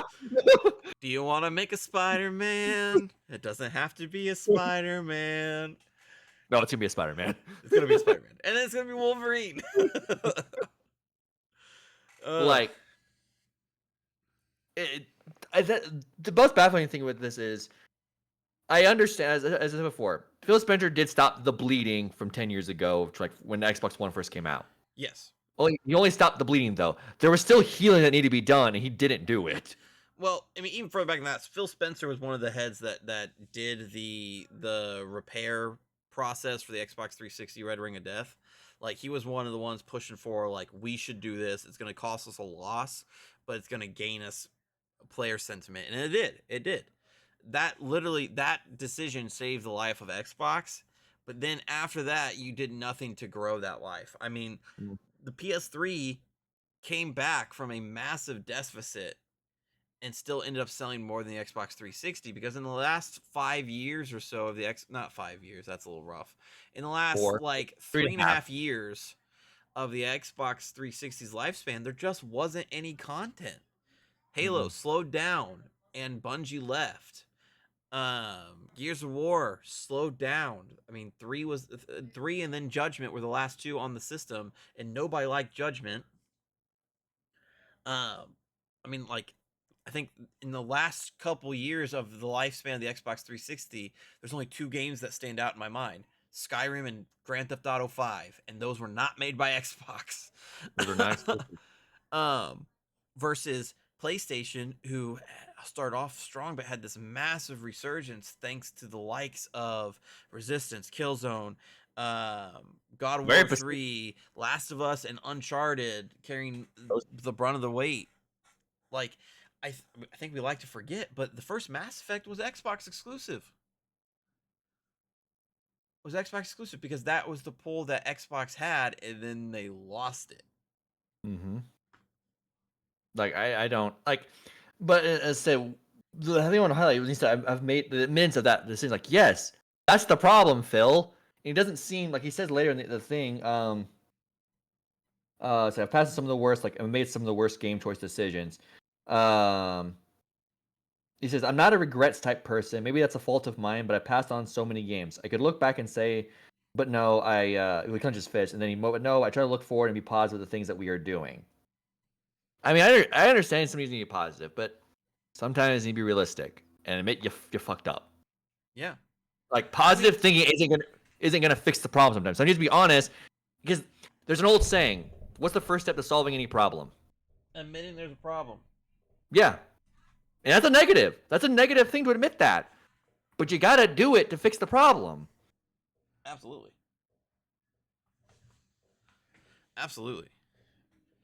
I mean, how do you look at your content offerings right now and not say there's a problem? I mean, Like, that's why they bought Bethesda and Activision, but at this point, it's too little, too late. Especially yeah. Bethesda was one thing, but buying Activision, like, that's not a game that's gonna help. I'm surprised you thought this was gonna help them with their content wars. Now kind of looking back on it, going, this holds a franchise, multiple franchises that are pinnacles of multi-platformness. You don't think the upper brass of Microsoft are gonna go, wait, why are we not doing that all the time? How much Well, money they make. I truly think that they thought that they were going to make Call of Duty an exclusive. I I mean, truly believe that. That is why they bought Activision Blizzard, was because they thought they were going to make Call of Duty an exclusive. I think Phil thought that. I don't think No, Satya did. that's what I'm saying. Phil thought that. Phil thought that. And then Microsoft, looking at the losses of Xbox, and went, that would be dumb. Why would we do that? No. Because look at all of their language during the FTC battles and stuff like that. They were setting up 10 years, and then it was gonna be done. That talk now has gone out the window. It's because Phil thought that was going to be an exclusive. They thought that Call of Duty was going to be exclusive, and Microsoft, being the money hungry, business minded company that they are, they wouldn't have got this far without being that way. Has said no, no, and I think that's why Indiana Jones ended up becoming not an exclusive, because Indiana Jones is a Disney property. It is a widely recognized intellectual property. Why would you make that an exclusive when you have zero sales data to back it up? And the fact that Sea of Thieves sold 1 million copies in like a month on PlayStation, and that game is a game that's now collecting dust on a shelf. Like it's nothing. They're still updating it, but it's not that it didn't have it wasn't a super energized community like Fortnite or Call of Duty or Valorant or anything like that. Yeah, But it was it's very niche, but the people that played it liked it.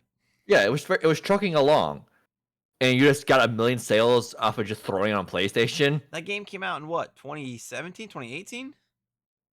And you just got 1 million sales off PlayStation just because? You know what? You know why?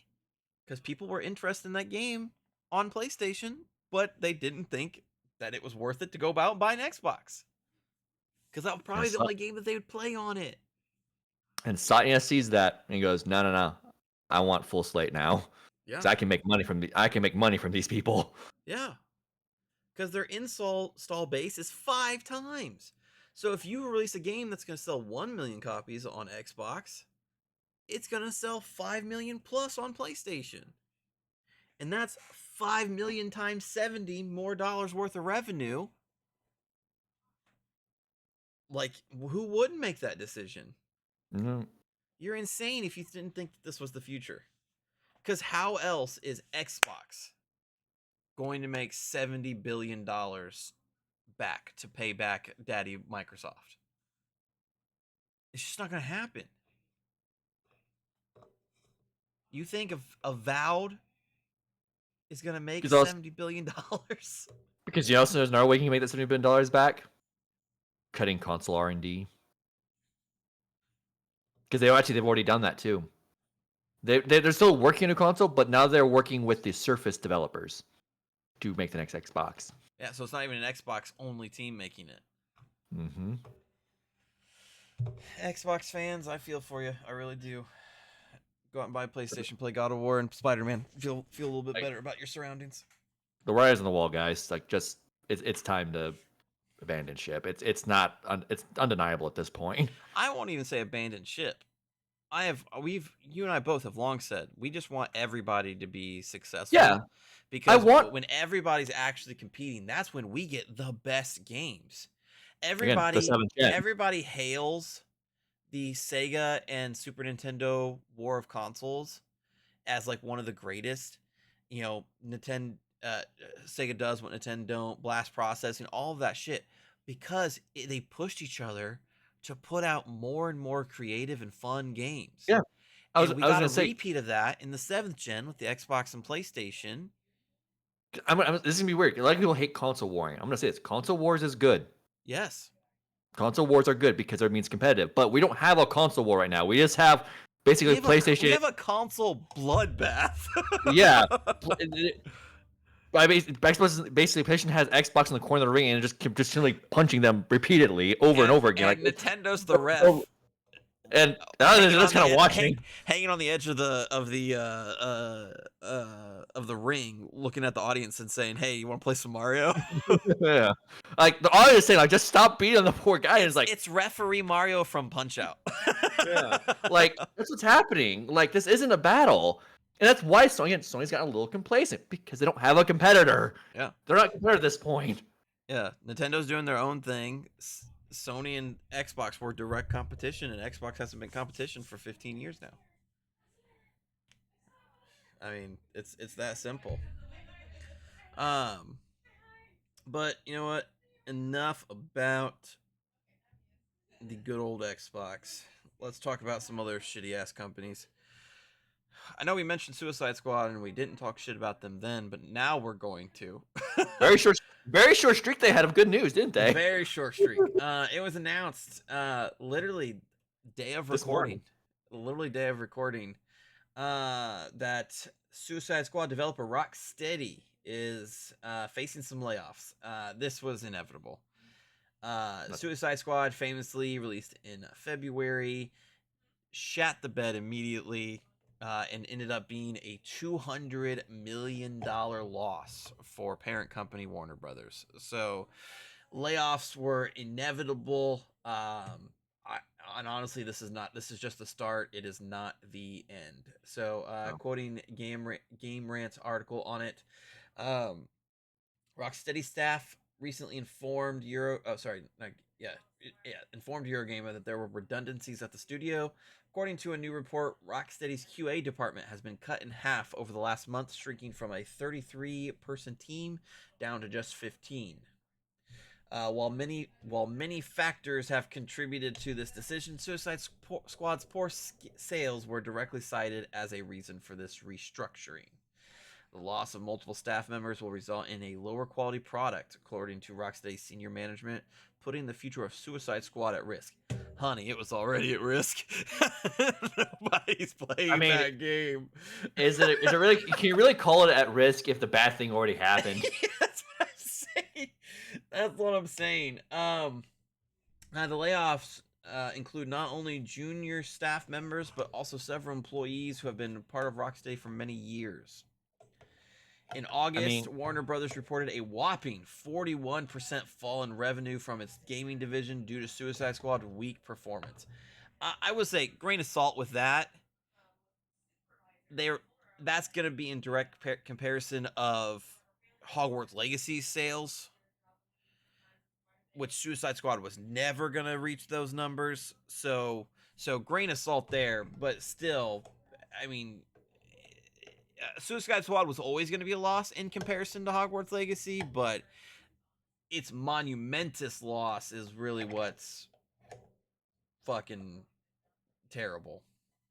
it's unfortunate that layoffs happen. These layoffs are all, but this was not. This is going to happen eventually. I mean, This was gonna if I was not on this team, I would be after that failed brush up your resumes. Like, I've run that brush up your resumes because it very well more likely more will happen, and you don't know what's going to be you. Brush your resumes and get prepared. Like get ready, prepare for the worst because it is more likely going to happen. Yeah, I mean, they're shortly after launch, their season one, they added the Joker as a playable character, and just nobody fucking cared. And that's like that's all you had right there. That you played your ace, and it wasn't enough. Season 2 just launched for it. I think Mr. Freeze is the character they added this time. I don't know. It just launched last week. I feel for him, but yeah, the writing was on the wall with this one. Yeah, the writing was on the wall. It still sucks. Like I said, I think this is just the beginning. Cutting 18 people is not going to make up $200 million worth of Nope. losses. So I definitely think that this is just the beginning. We'll start to see more and more. I mean, we said it multiple times reporting this. Like, is this it for Rocksteady?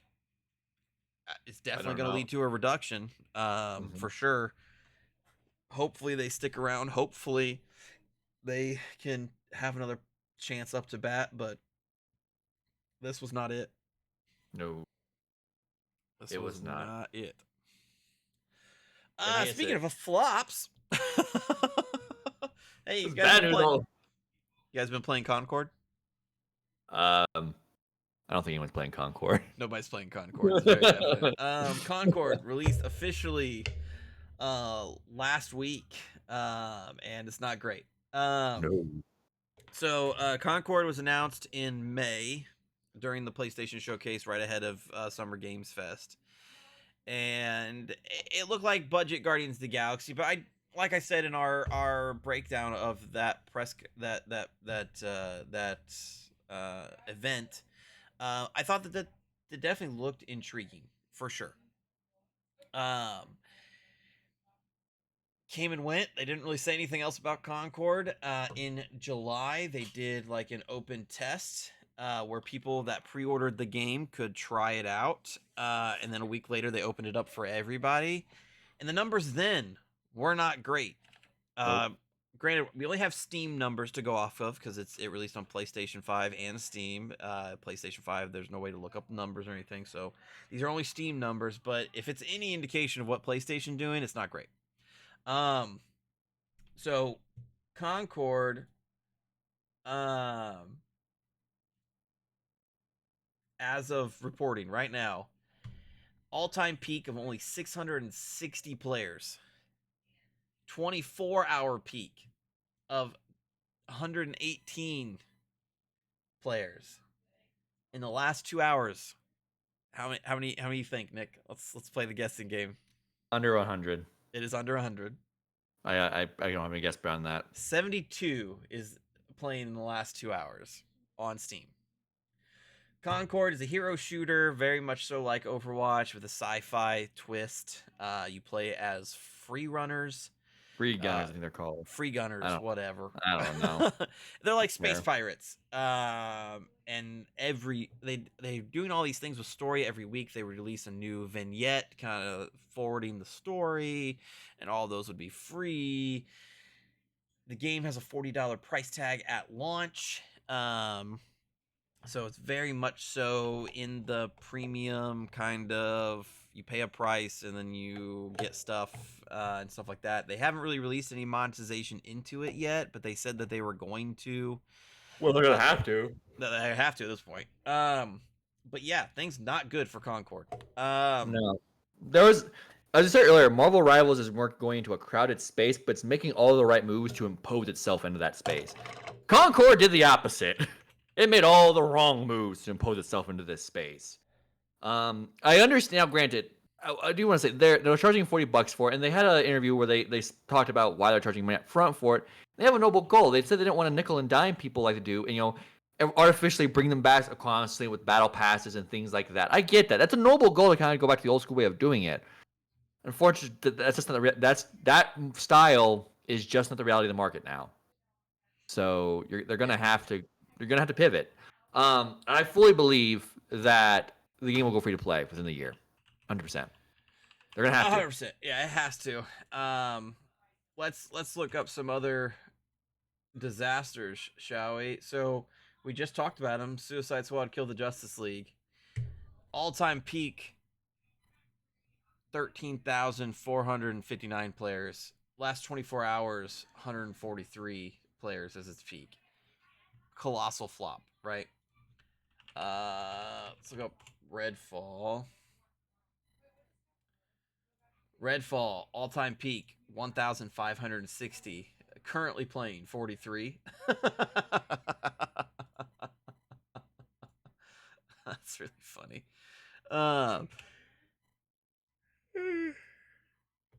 Hellblade 2 all-time peak just under 4,000. 24-hour peak 92. Like it is in some really bad company right now. And let's even for posterity's sake, we'll look up Overwatch 2. A direct competitor. It's also on Steam, but most of the people playing probably are playing on Blizzard.net. Um, so I just want to point this out. Overwatch 2 is not good. All-time peak 75,000 players. 24-hour peak 50,000 players. Playing as of an hour ago 40,000 players on Overwatch. As you said, that's most people are playing it on Blizzard.net. Most people are probably playing it on Blizzard.net. The Marvel Rivals playtest.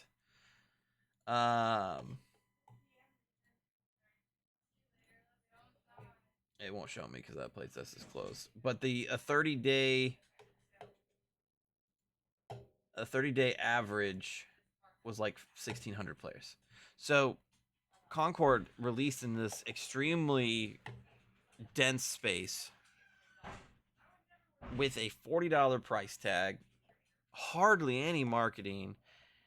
You can't even claim that it was a unique concept because a lot of people's direct comparison was the fact that it was budget Guardians of the Galaxy, the Guardians of the Galaxy you have at home. Mm-hmm. And I mean, the art style just doesn't look appealing. I understand what they were going for with this like retro 70s or sci-fi type of look, but I sent you a tweet the other day that because they are doing these cutscenes stuff like that for the characters, but this one they were drawn like animated, so like a cell shade art style. They look so much better. Yep. The Sony realism does not fit this character design at all. Yep. And so, yeah, I mean, just leading to the game's absolute monumentous flop. I mean, it is the joke of the video game industry right now. Which is sad because you can definitely tell there's a lot of love and care put into it. It's just, I mean, as I played the beta for it, it isn't a game like Redfall where like the Redfall didn't function upon launch correctly. The best thing I can say, the game works. It doesn't. You don't fall through the floor. Things work as they should. Everything, the UI is understandable. Nothing doesn't. Everything functions as you expect it to do. But that's the best thing I can say about it. It doesn't do anything to stand out from itself. Yeah. And so, and apparently players agree because nobody's playing the damn game, like at all. No. And I mean, it kind of released in a crowded time. I mean, this past week we had Star Wars Outlaws release as well. Here next week, you and I are very excited for Miles Edgeworth. But I mean, Astrobot. Yeah, Astrobot. September's pretty packed month as well. Astrobot, Legends. I mean, there's Legend Zelda game coming out this month. Space Marine 2. Yeah, Space Marine 2. So crowded area, people vote with their dollars, and they did not vote for Concord at all. I mean, as I said, there's is a sad because the goal they have with the parent price was noble. I'll give them that, but again, not really the market for how this genre works now.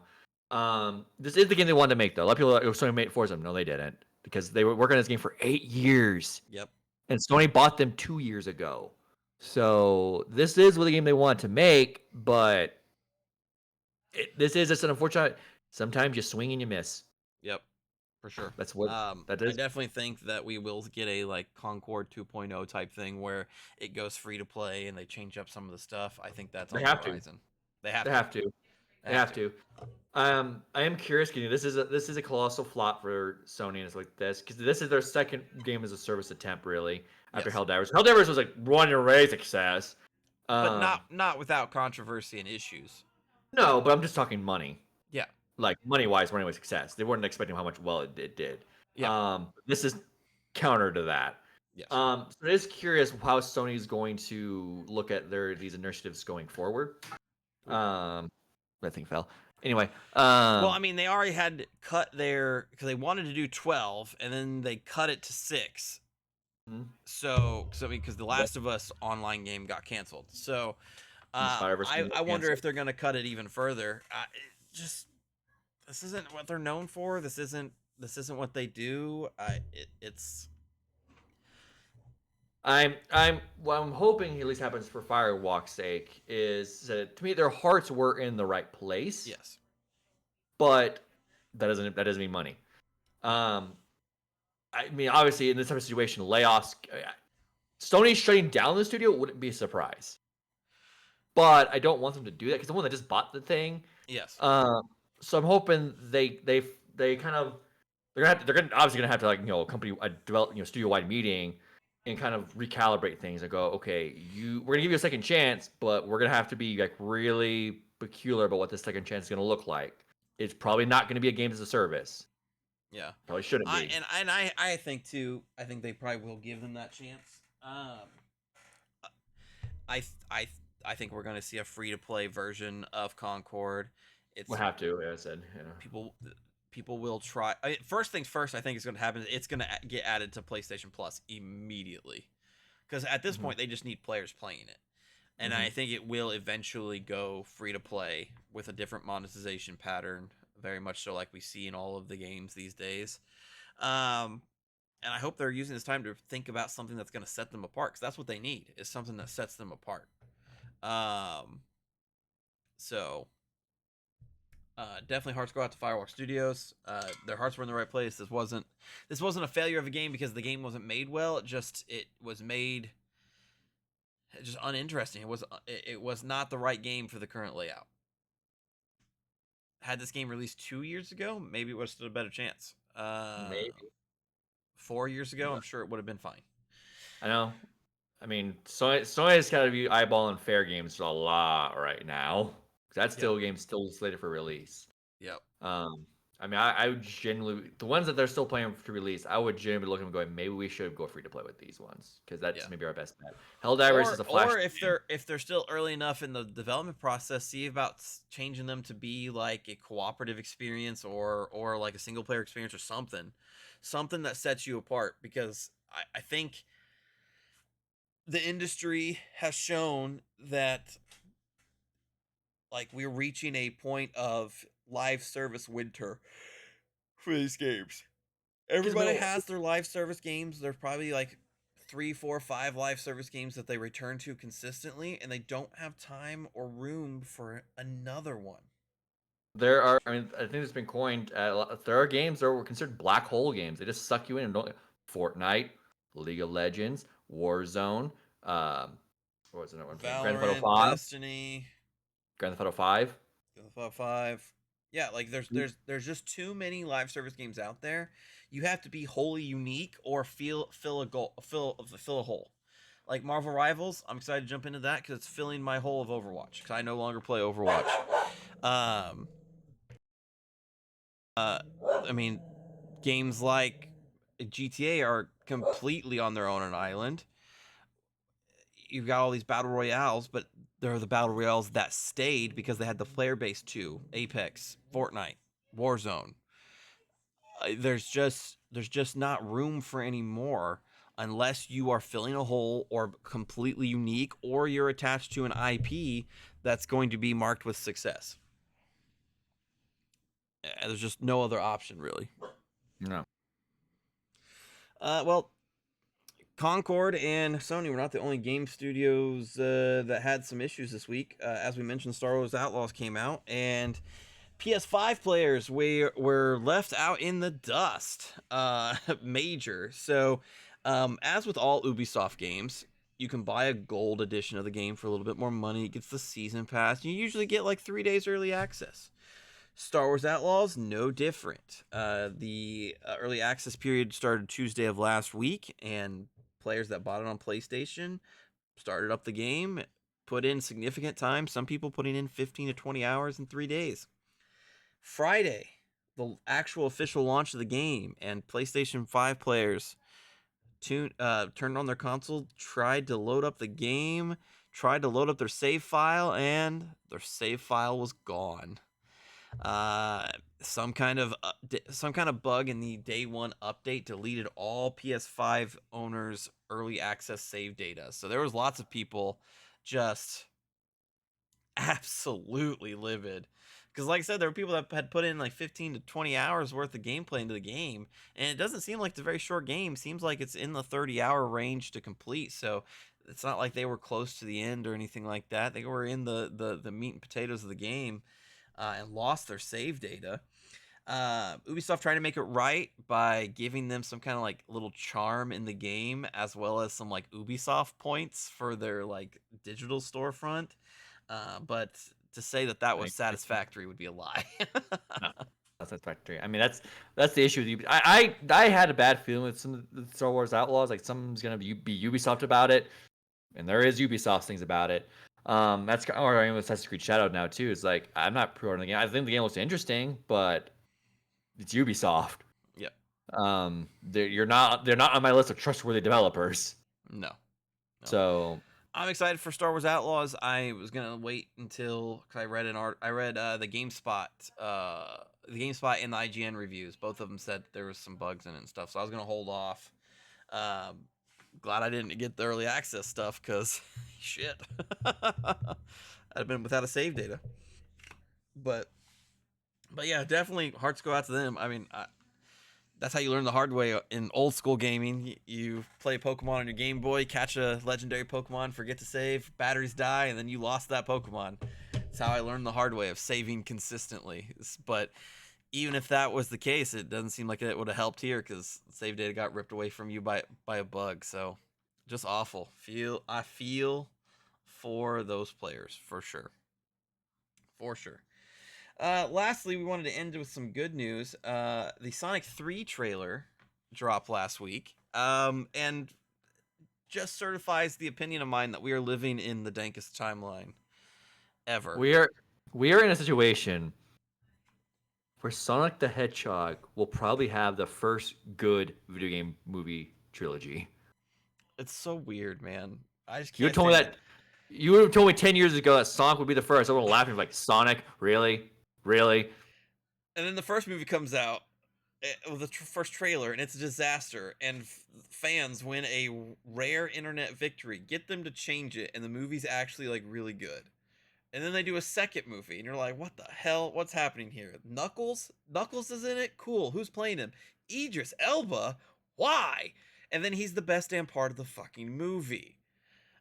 And then now we're at 3, and it's just crazy to me that Idris Elba is Knuckles and is giving his all to the performance. And again, he's like the best damn fucking character.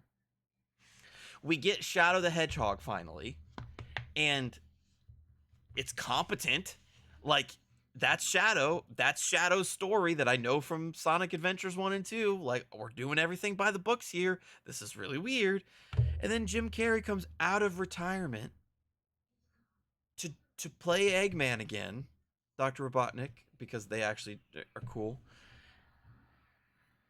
And it's also just giving his all to the performance.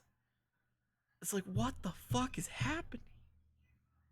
The trailer's fantastic. If you could tell by our reactions, definitely go watch it. I Yeah, just can't believe this is the timeline that we're living in. I will be there day one. Yeah, there was multiple in that trailer. Uh, if you haven't watched it yet, go watch it now. I'm about to spoil some of the things, and so just go watch it now. We'll come back to 2 minutes. But anyway, so spoilers. There's one in the trailer where even Knuckles they see Shadow for the first time, and Knuckles just kind of says like he's much more impressed than the last hedgehog I fought, while standing right next to Sonic. I'm like, dear God, like he has no chill. And then Sonic's like, we don't want to fight you, Shadow. And Knuckles like, actually no, I want to fight. And And just then starts he fighting. jumps in and gets his ass kicked.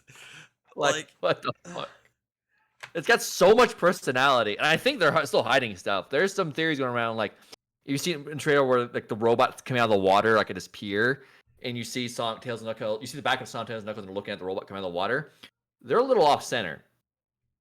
It look you think it should be like a triangle directly in the center, but it's not. It looks like there's a space for a fourth person standing next to Knuckles on there. There's theories going around that it's Amy. I mean, that would be the next thing. That'd be the next thing. You think it's gonna be modern Amy or classic Amy? I bet it's gonna be modern Amy. Modern. It'll be modern. Yeah. As long as they don't make her like old school like 2000 early 2000s Amy where that was her writing was god awful. But they seem to be doing a lot of things to fix Amy nowadays in the game. So she's actually really relevant now. Um, I think they'll go with that. But no, I mean, I think I've said to other friends like at this point she's like the last character to like main Yeah. like high echelon character of like these are the important Sonic characters. She's the last one left. Yeah. So Yeah. um, but yeah, there's so many things in the movie. I think Keanu Reeves has done a good job as Shadow. Yeah, he's just doing his normal voice, but his normal voice works for Shadow. Yeah. I mean, yeah. Yeah. I mean, essentially, yes. Yeah, no, I'm excited. I'm excited. I think it's just crazy that we're here, you know? Yeah, and again, these guys understand like they've got the whoever's working this have gotten in their head like they know they want to honor. Yeah, they're doing their own thing because it looks like Dr. Eggman's never going to actually work with Shadow in this game, unlike he did in the game itself. He first appeared in, but okay, we can kind of change some things around. It's fine. But they're trying to get say as much of the spirit of it as possible. The logo itself has Sonic's blue spin dash on the top and Shadow's spin dash on the bottom, which is the exact same logo as Sonic Adventure 2, Shadow's first appearance. Yep. The girl who's playing Maria, people are there, like people were like wondering on online, oh, why is this girl playing Maria? And she confirmed it by posting a picture on her Instagram with like having a director's chair sitting next to her with the movie's logo, and she was just sitting in her chair, but she was in a body bag. Like yes, these people understand the assignment. And it's weird that they do, right? Because like Sonic Team only recently started to understand the assignment. Yeah. Oh my god. I can't believe this. And this also, I think this trailer is also like extra good because of Borderlands' failure. Cuz like I said in the last episode when we talked about it, we were hitting a high. Like Sonic, Mario, the Last of Us TV show, the Fallout TV show, like we were hitting a high of good video game properties, and Borderlands fumbles it, and Sonic quickly stashed in and picked it back up again because like this looks like it's going to be fantastic. I think what really is cool about this is now Sonic is being brought to a whole new group of people. Like there are people that whose introduction to Sonic was not in the video games, it's in the movies, and then they went out and bought video games. And like that's such a powerful thing. Um that I hope continues. I'm sure that the Mario movie caused somebody to go out and say, "I want a Mario game." Like, I'm sure there was plenty of kids that Christmas asked for a Switch to play Mario, and Sonic is no exception. And I It's just think, weird. and I think, Sonic Cross Shadow, not a porno, release is going to be extremely timely this year, because of it. So, No. I mean, the fact that it's called a song like Shadow Generations, like they tied it perfectly with this movie. yeah, Um, they knew what they were doing. It's just so weird that Sonic has become like the relief, the standard bearer of something good. And it's like, I mean, how he did we get really a Sonic? is. Like, He how did this happen? really Where is. Sonic is it? He is holding the flag saying this is how you do a video game movie based on a video game character. Like Sonic. That Like there like was a period of time. my favorite thing about Sonic 2 was like the introduction of Tails, Mhm. and they kept Tails' voice actor, and I'm like, fuck yeah, let's go, because Tails is my favorite. Tails is my favorite. Sonic 2 on the Genesis, I'd play Tails because Tails is sick as fuck. Like, and now we have Knuckles and Shadow and Amy. Maybe like this is just such a weird ride. It's just I'm such a for it. weird ride. I'm for it. I mean, I think this movie's gonna do well. Yeah. Oh yeah. I think we'll get a Sonic 4. Totally. Totally. There's there. I mean, there's always room for more. I mean, maybe they stick it as a trilogy. Maybe the next movie is a Shadow movie, which would be really fucking funny. Uh, They also, Sega team, remake the Shadow the Hedgehog video game. Come on, I come mean, on. essentially Sonic Shadow Generations is Shadow the Hedgehog 2. Um, Yeah, but I want the first one with the guns and shit. oh God, not again, not but again. but I mean, like, it's so weird to be in this timeline where Sonic is like the torchbearer of like, this is how you do this. Like they even like halfway through the trailer, like she used like the action segment. They were you see Shadow kind of wandering on the water and attacking guards and stuff. They were playing like a orchestral like sad version of the Green Hill Zone theme, and then like near the end of the trailer, they're playing an orchestral version of Live and Learn.